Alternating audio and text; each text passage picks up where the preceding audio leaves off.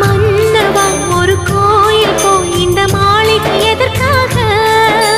தேவியே என் ஜீவனே இந்த ஆலயம் உனக்காக. வானில் ஒரு புயல் மழை வந்தால் அழகே என்னை எங்கனம் காப்பாய். கண்ணே உன்னை என் கண்ணில் வைத்து இமைகள் எனும் கதவுகள் அடைப்பேன். சத்தியமாகுமா? நான் சத்தியம் செய்யவா? தொடு தொடுவெனவே வானவில் என்னை தூரத்தில் அழைக்கின்ற நேரம்.